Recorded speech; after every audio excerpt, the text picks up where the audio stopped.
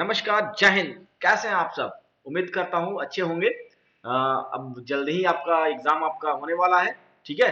तो क्वेश्चन करते रहें, याद होते रहेगा और एक-एक क्वेश्चन को समझ के करें। अगर आपके पास अगर लैपटॉप है तो बाय प्रैक्टिकली आप करें तो ज़्यादा बेहतर होगा, ठीक है? तो क्वेश्चन पे चलते हैं, आगे का सीरीज आज हम देखेंगे, ठीक है? पहला कहता है एमएस एक्सेल 2010 में पांचवी रो और पांचवें कॉलम के इंटरसेक्शन पर सेल का एड्रेस क्या है? एमएस एक्सेल की बात कर रहा है ना? तो यहाँ एक्सेल ओपन कर लेते हैं, है ना? पांचवी रो और पांचवी कॉलम की बात की जाए तो ये हमारा पांचवी रो है और पांचवी कॉलम हमारा ई आएगा, यानी कि लास्ट E5 हमारा क्या हो जाएगा आंसर। तो ये हमारा E5 है, ये हमारा लास्ट होगा। ओके, पांचवी पांचवी कॉलम करने का मतलब ABCDE, ई आपका हो गया और पांचवा रो तो E5 पहले रो का हमारा नंबर, उसके बाद सॉरी पहले रो का नेम और बाद में रो का नंबर, ठीक है?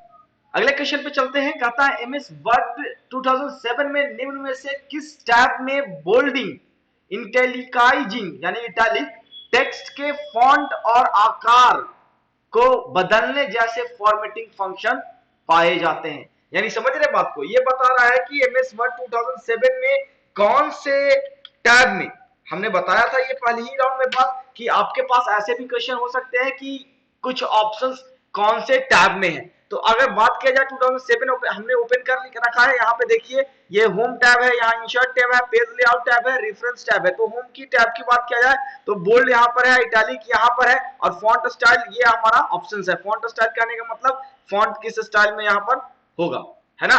ओके, फॉन्ट बोल्ड होगा, इटैलिक होगा या फिर इटैलिक मतलब झुक जाना थोड़ा होगा। जैसे अगर लिख देते हैं राम, राम लिखा मैंने और राम की फॉन्ट को हमने यहां से बढ़ा लिया, राम को फॉन्ट बढ़ा लिया थोड़ा, देखिए यहाँ पर बोल्ड करें तो ये बोल्ड हो गया, अगर इटैलिक करें तो थोड़ा झुक जाएगा, झुक गया ना?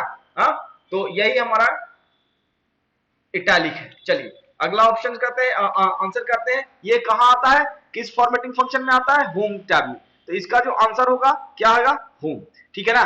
पेज लेआउट, रेफरेंस, इंसर्ट, एक ये सब हमारे क्या है? टैब है। जैसा अभी आपको बता रहे थे, ये हमारा होम टैब है, इंसर्ट टैब है, पेज लेआउट, रेफरेंस, है ना, मेलिंग, रिव्यू, व्यू, ये सब हमारे क्या है? टैब है। रेफरेंस में हमारा टैब है, पेज लेआउट में हमारा टैब है, इंसर्ट में हमारा टैब है। चलिए अगले क्वेश्चन पे चलते हैं। कहता एमएस वर्ड 2010 में खालिस्तान सेल का अर्थ है कि समीपवर्ती सेल, यानी कि जो नियर में होगा, उसके बाद एकल सेल, मतलब उसके बाद एकल सेल के रूप में माना जाता है। मतलब ये सारे को मर्ज करने की बात कर रहा है, ठीक है ना? माना जाता है, भले ही वो एकल सेल के रूप में ही शुरू क्यों ना हो। यानी कहने का मतलब है ये क्या कि यहाँ पर एक्सेल की बात कर रहा है। एक्सेल में जो ये सेल है ना, ये सेल के समवर्ती सेल जितने भी चीजें हैं, ये सब को अगर एकल माना जाए, देखा जाए तो यहाँ पे अगर मान के चलिए इतने सारे सेल हैं इसके नियर अबाउट, इसको हम क्या करते हैं? मर्ज कर दे, तो ये एक सेल की तरह हो जाता है ना? तो इसको मर्जिंग कहते हैं, मर्ज करना सेल को। तो इसका ऑप्शन क्या होगा? मर्जिंग। फॉर्मेटिंग क्या होता है कि फॉर्मेटिंग की उस टेक्स्ट पर, ठीक है ना, टेक्स्ट पर क्या करना, हमने बोल्ड किया, इटैलिक किया, अंडरलाइन किया, ये सब जो चीजें हैं, है ना? जैसे मान के चलिए यहाँ पे हमने लिख दिया, ये मर्ज में लिख दिया रवि मिश्रा, है ना, रवि मिश्रा। अब इस सेल को हमने क्या किया? फॉन्ट चेंज किया, है ना? सॉरी, मिश्रा का स्पेलिंग गलत है, कोई दिक्कत नहीं। आगे इसके बाद हमने फॉन्ट का स्टाइल चेंज किया, बोल्ड किया, इटैलिक किया, जो भी कर सकते हैं, ये हमारा टेक्स्ट फॉर्मेटिंग कहलाता है। ओके ओके, आगे चलते हैं। आगे एडिटिंग की बात कर जान ही रहे आप, ठीक ना? स्प्लिटिंग मतलब तोड़ना, सेल को तोड़ना, सेल स्प्लिट करना, ये हमारा क्या हो जाता है? सेल स्प्लिट करना, टूटना कहलाता है। इसका ऑप्शन आपको व्यू में मिलेगा। खैर, सही ऑप्शन यहाँ पर हमारा मर्जिंग होगा, ठीक है? अगले क्वेश्चन पर चलते हैं। निम्नलिखित में से कौन सा कंप्यूटर उपयोगिता कार्यक्रम है? उपयोगिता मतलब यूजिंग, है ना? तो यहाँ पे पहला ऑप्शन से क्या? सूची नियंत्रण प्रणाली, इन्वेंटरी कंट्रोल सिस्टम, बिल्कुल नहीं। शेयरवेयर, बिल्कुल भी नहीं, है ना? उपयोगिता मतलब कंप्यूटर का जो उपयोग में आता हूं, ठीक है ना? कंप्यूटर पैकेज सॉफ्टवेयर भी बिल्कुल नहीं, तो हमारे यूजर के लिए हो गया, है ना? देखिए डिस्क डिफ्रैगमेंट यहाँ पे जो ऑप्शन है, ये कंप्यूटर उपयोग करता है। पूछिए कैसे?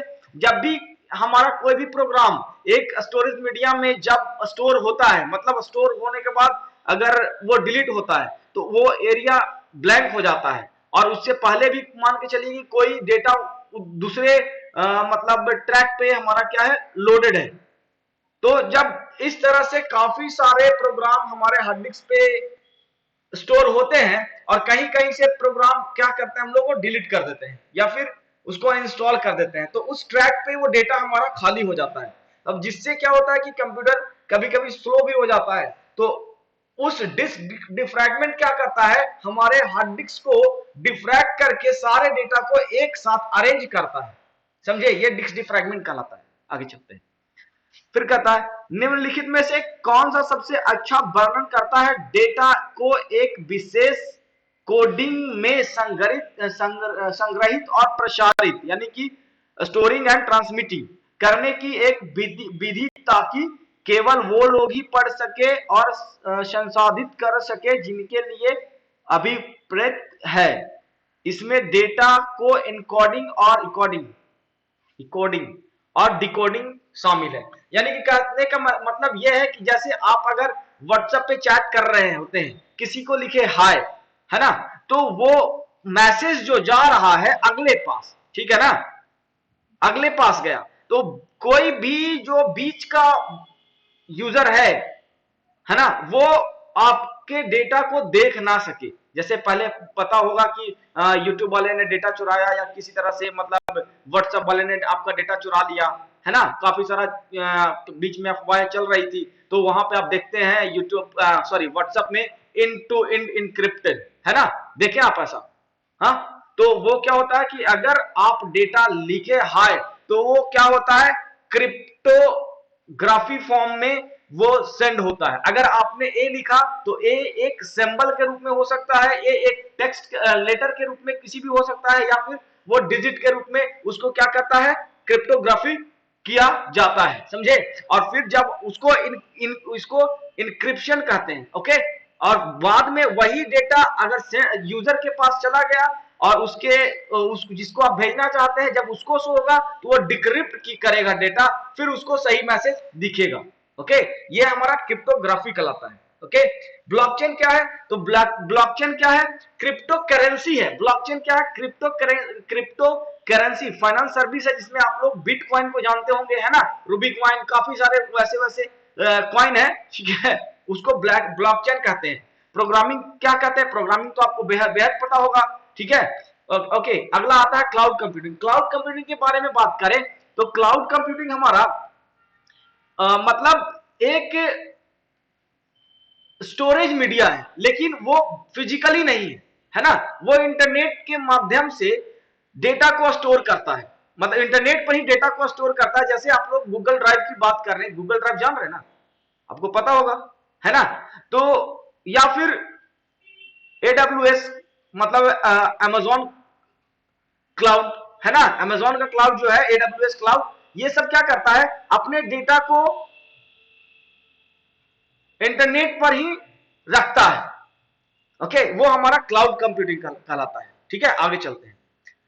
कहता है कंप्यूटिंग में कौन सा प्रकार कंप्यूटेशनल स्टोरेज और यहां तक कि एप्लीकेशन को भी पूरे नेटवर्क में सर्विसेज के रूप में काम करता है। जस्ट अभी अभी आपको हम बताए थे कि वैसा ऐसा स्टोरेज मीडिया जो इंटरनेट पर हो, मतलब बाय फिजिकली नहीं हो, जैसे हार्ड डिस्क पेन ड्राइव नहीं हो, ठीक है ना, वो इंटरनेट के माध्यम से डेटा को ट्रांसमिट करे, है ना, वहां स्टोर रखे। जैसे आपने अभी अभी आपको बताए थे हम, गूगल ड्राइव हो, है ना, माइक्रोसॉफ्ट का क्लाउड हो, या फिर आपका अमेजॉन का क्लाउड हो, ये सब जगह पे क्या है, डेटा हम लोग का रखा हुआ है।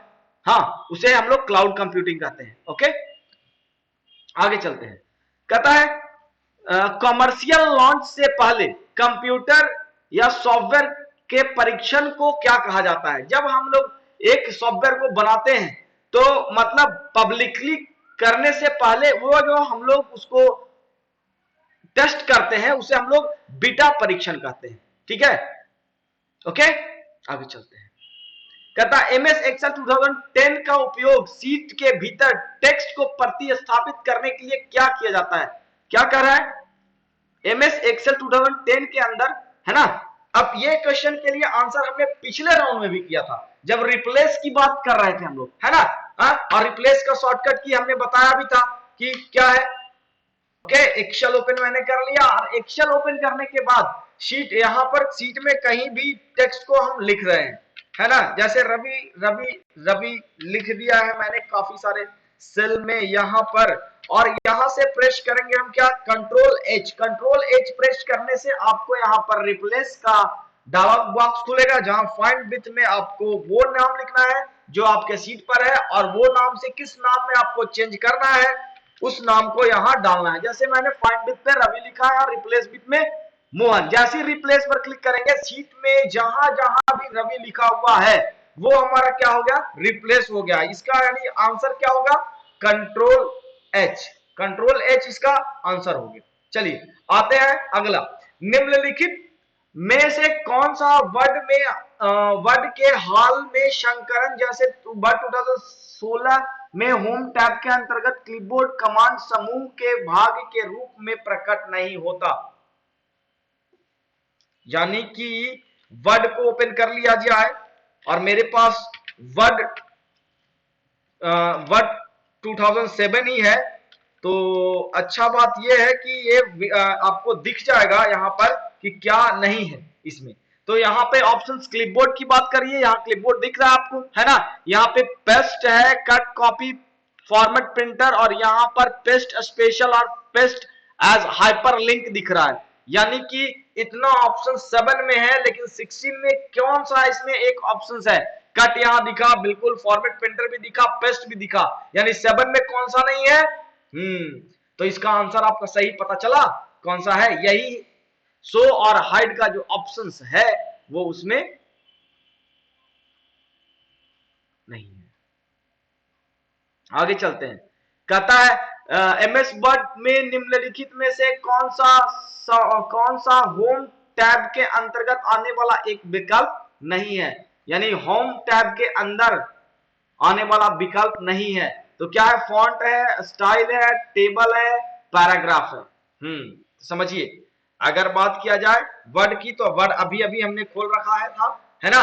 तो इसमें क्या है, कौन सा टैब के अंदर, होम टैब के अंदर ना, क्या क्या नहीं है देखिए, क्लिपबोर्ड है, फॉन्ट है, पैराग्राफ है, स्टाइल है, एडिटिंग है। तो यहां पर हमारा फॉन्ट बिल्कुल है, बिल्कुल फॉन्ट है हमारा। दूसरा ऑप्शन टेबल इसमें नहीं है, बिल्कुल नहीं है, यही आंसर हो सकता है। इसके बाद पैराग्राफ ये हमारा है, पैराग्राफ दिख रहा है, स्टाइल ऑप्शन भी दिख रहा है ना। तो टेबल ऑप्शन जो है हमारे यहां पर नहीं है, आंसर आपका ये होगा। ठीक है, इसी तरह 10 क्वेश्चन 10 मिनट में आप लोग देखें, पर डे 10 क्वेश्चन करने से आप एग्जाम तक काफी सारे क्वेश्चन समझ जाएंगे। ठीक है, मिलते हैं नेक्स्ट वीडियो में ब्रेक के बाद। जय हिंद।